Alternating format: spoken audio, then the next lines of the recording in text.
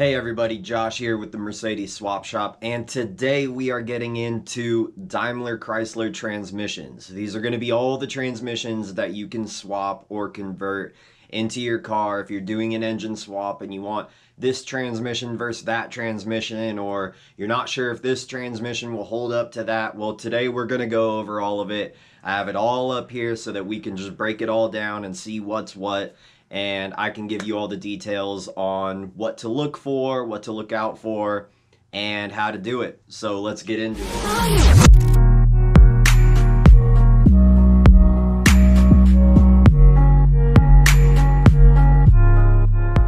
Remember to smash that like button and go subscribe if you haven't already to my channel. I plan on uploading videos about specific swaps in the future, specific cars. If you're trying to look for this engine, you want to go into this exact model. We're going to go over all that kind of stuff at a later date. Also stay tuned because I have new stuff coming up. I have a differential that I'm going to put into my car, and I'm going to show you guys the different types of axles and the different differential combos and what that could mean for drivability. So yeah, stay tuned and we'll get into all that. So to start this video off, we're going to start with the NAG1, which is the 5-speed automatic transmission that comes in most Daimler Chrysler cars. These have 3 types of TCUs. They have the EGS51, the EGS52, and an EGS53, which looks exactly like these two. These actually look the same. There doesn't seem to be a difference. Internally there is a difference, and it does matter. Essentially, if you're going to go from an EGS51, which primarily came in the ME 2.0 cars, not only in the ME 2.0 cars, but primarily, those do not have the Tiptronic shifter. So EGS51 is non-Tiptronic. If you're going to move to the EGS52, which is tunable, which is easier to and more compatible for customization and compatibility between various models, if you want to move to the EGS52, you're going to have to replace it with a Tiptronic shifter. They also came with the EGS53. The EGS53 is the newest version of the 5G-tronic TCUs, and it only came in certain models. The only one that I could find that really stuck out was the S65 AMG, the twin-turbo V12. That came with the EGS53. So a reason you might want to go from one to the other is torque limits. So all of the TCUs are pre-coded to have certain torque limits to save the transmission in case you go too high in power. Once it gets to a specified value, then you would need to either swap or get it tuned. I think there's only so far they can go on the tuning. I think it's easier if you were to replace and then swap out what your diff ratio is and then what your wheel tire sizes are. So those are some of the things about the TCUs getting into these. Now, everybody talks about the 722.6, and it's kind of regarded as one transmission type. The 722.6 is actually broken from all the way from 01, 722.601, all the way to 99. So we're going to go over what the majority of those fall into. So 662, 664, 5, 667, 668, 690. These are the W5A 300. The 300 is what stands for your torque limit when it was originally made. So the original torque limit that they were shooting for was 300 Newton meters, which translates to 221 input foot-pounds. So this transmission was used in the W203. In some of the models, you'll see some of these repeat as we go through, depending on like the engine and everything. But yes, originally those 722.6 transmissions were originally rated for 221 input foot-pounds. It doesn't mean that's the cap. It doesn't mean that it can't go any higher than that. It just means that's what it was originally made for and intended for. So 601 to 619, 694 to 699. This is a big one. This one is in quite a lot of cars. The W5A 330. It's rated at 243 input foot-pounds. This is, when I say input foot-pounds, this is at the crank coming into the transmission. That's the torque value that it was originally intended for. This is the transmission that's in the R170, the Crossfire, W202s. You're going to find that in a lot of models. This is a very used transmission. 680 to 686 is the W5A 380, rated at 280 foot-pounds. I couldn't find what models actually had this transmission. I think that it's one of, there's a few of them that are kind of like one-offs. They made it and then they didn't really use it in much. I'm not really sure. We would have to do more digging to try to figure that out. 663, 666, 669, 670, 673 to 677 is the W5A 400. Input foot-pounds, 295. These came in W210s. I'm sure there's other models, but that's what I found out about that one. This is the big one. 722.620 to 645, 671, 672, 689. These are the W5A 580s.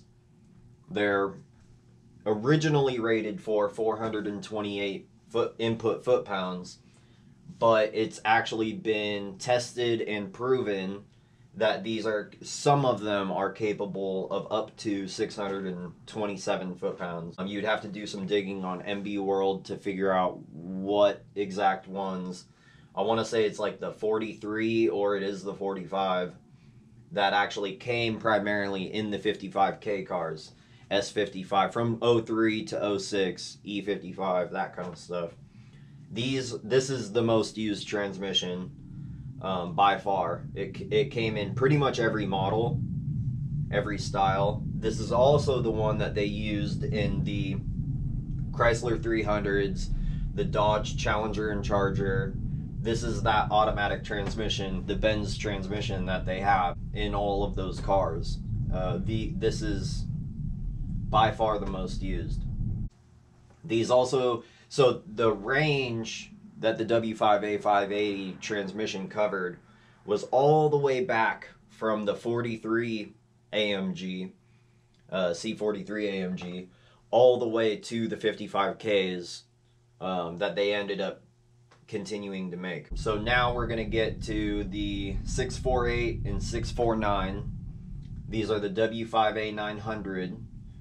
They're rated for, they were originally rated for 664 input foot-pounds, but people have gone to 1200 and not broken anything over an extended period of time. So these are really solid, really built.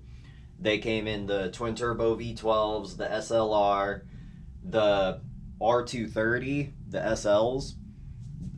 2000, it was either 2002, the special edition, had no bypass valve. I think it was that one, but it could be the later ones because they actually kept making the 55K engines after 2006.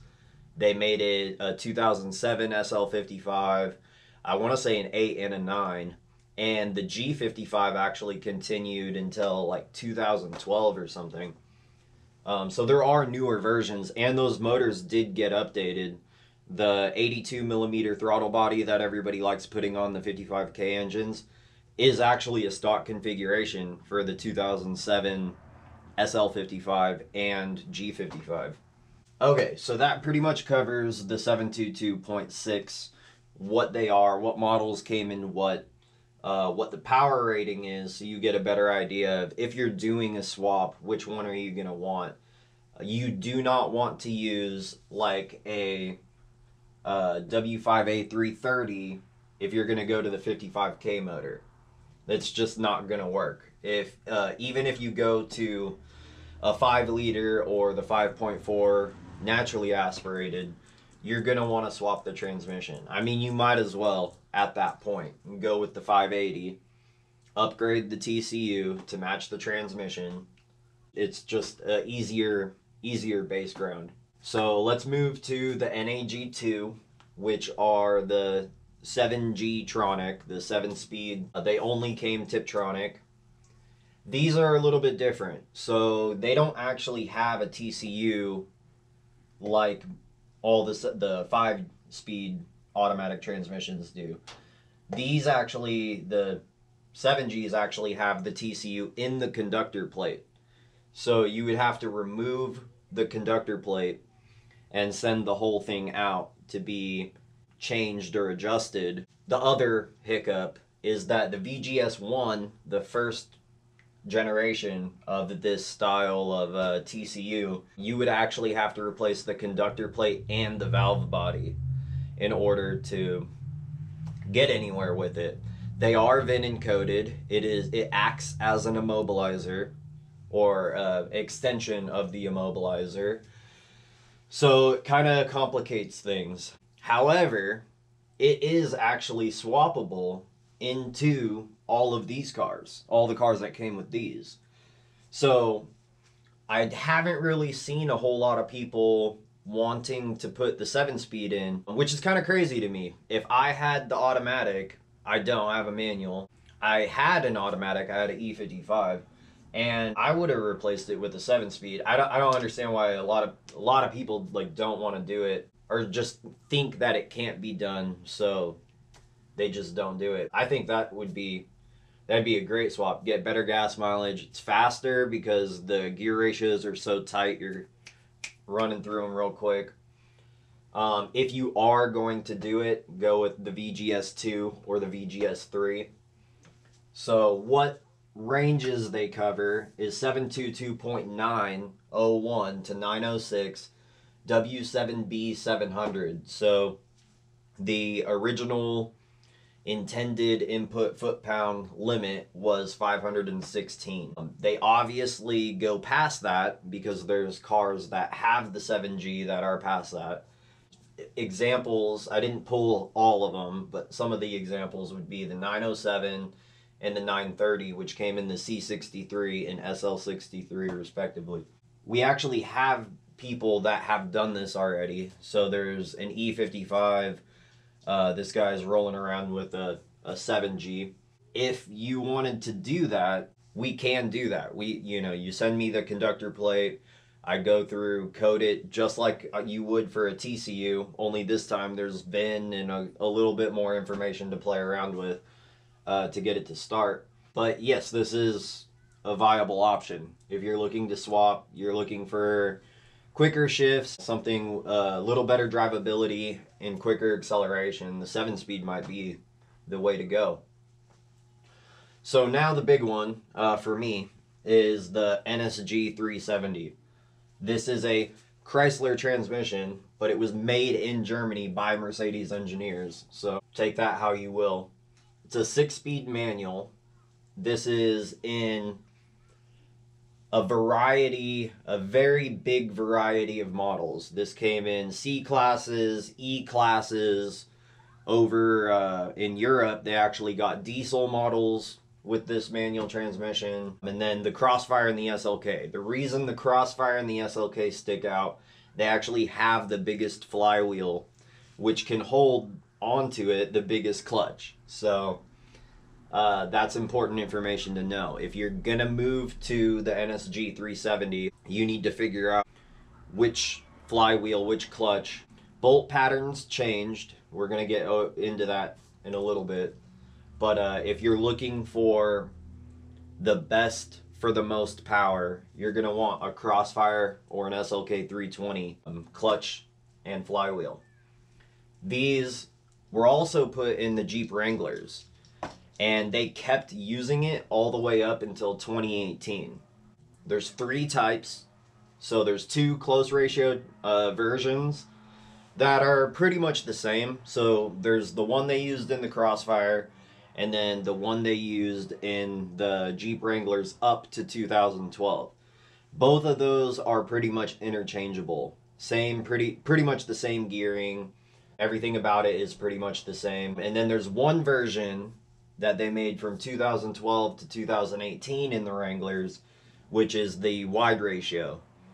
Sixth gear is a lot taller than it is in the other ones. And I can't remember if the other gears are changed as well, or if it's just sixth. But those are, yeah, that's what the NSG 370.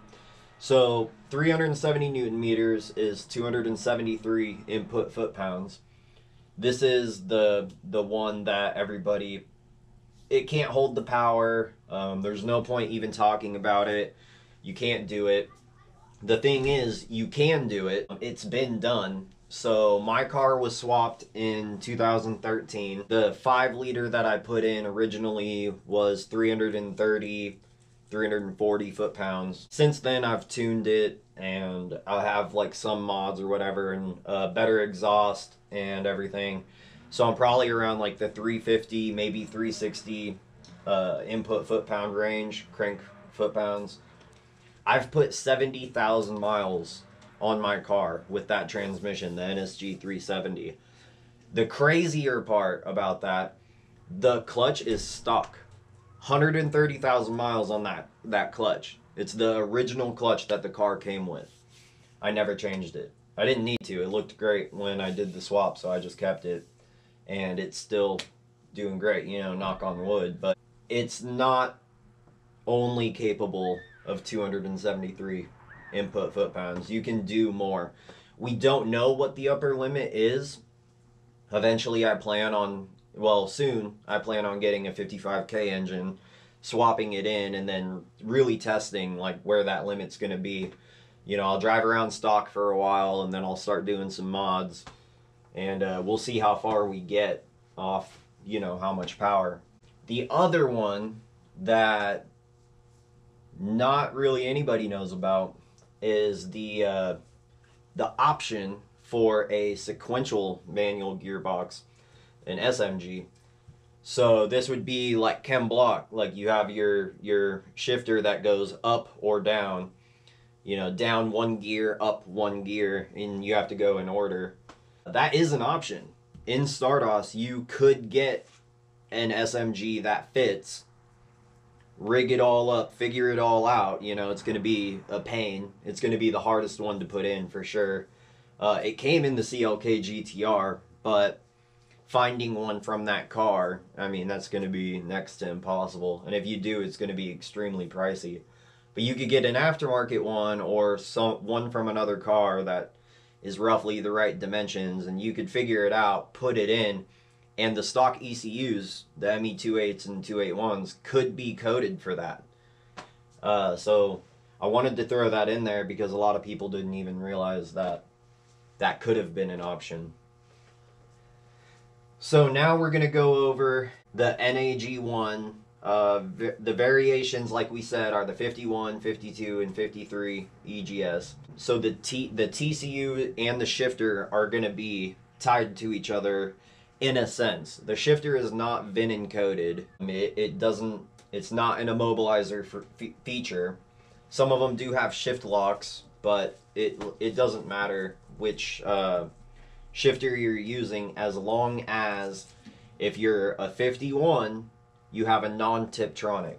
If you're 52 or 53, you have to have the Tiptronic.